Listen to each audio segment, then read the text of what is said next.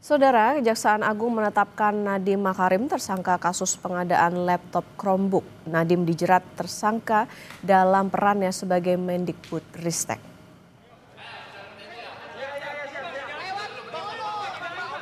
Nadiem ditetapkan sebagai tersangka setelah 3 kali menjalani pemeriksaan sebagai saksi. Nadiem ditahan selama 20 hari ke depan di Rutan Salemba, Kejaksaan Negeri Jakarta Selatan. Dalam kasus ini, Saudara, Kejagung telah menetapkan 4 tersangka dugaan korupsi pengadaan laptop berbasis Chromebook di Kemendikbudristek tahun 2019 hingga 2022 yang merugikan negara hingga 1,98 triliun rupiah.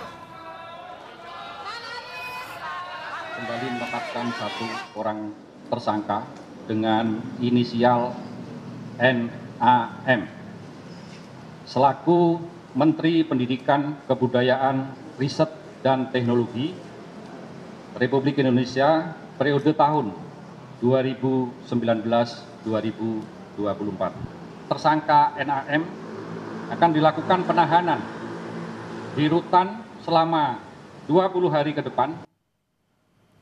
Ditetapkan sebagai tersangka, Nadiem menegaskan dirinya tidak melakukan pelanggaran apapun. Di dalam mobil tahanan, Nadiem bilang memasrahkan segalanya pada Tuhan. Oke, kata-kata Pak untuk keluarga saya dan 4 balita saya. Iya Pak, katakan terus Pak. Kuatkan diri. Terus Pak. Kebenaran terus akan ditunjukkan. Ya terus Pak. Ada lagi Pak. Ada lagi Pak. Ada lagi Pak. Pak Nadiem. Terus Pak. Allah tahu kebenaran. Ya, bagus.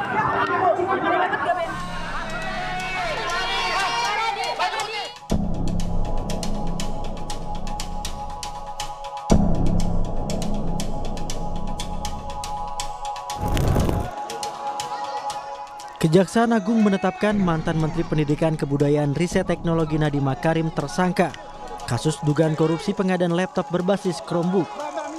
Kasus ini membuat negara merugi 1,9 triliun rupiah. Dari hasil pendalaman, keterangan saksi-saksi dan juga alat bukti yang ada pada sore dan hasil dari ekspos telah menetapkan tersangka baru dengan inisial NAM.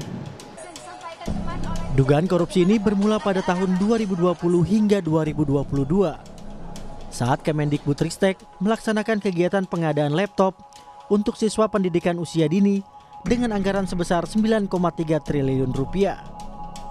Pada Februari tahun 2020, Nadiem melakukan pertemuan dengan pihak Google Indonesia.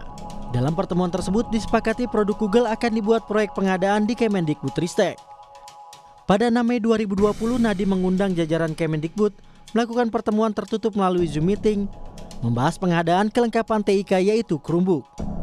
Dan pada Februari 2021, Nadiem selaku Menteri menerbitkan Permendikbud nomor 5 tahun 2021 tentang petunjuk operasional dana alokasi khusus fisik reguler bidang pendidikan tahun anggaran 2021. Perbuatan Nadiem tersebut melanggar sejumlah peraturan tentang pengadaan barang dan jasa pemerintah. Ketentuan yang dilanggar: 1. Peraturan Presiden nomor 123 tahun 2020 tentang petunjuk teknis dana alokasi khusus fisik tahun anggaran 2021. Kedua, Peraturan Presiden nomor 16 tahun 2018 sebagaimana telah diubah dengan Peraturan Presiden nomor 12 tahun 2021 tentang pengadaan barang jasa pemerintah.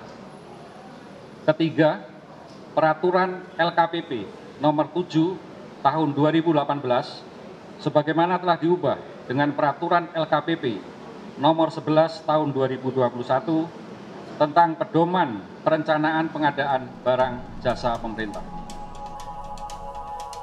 Selain Nadiem, sebelumnya Kejagung juga telah menetapkan 4 orang tersangka dalam kasus korupsi pengadaan laptop Chromebook.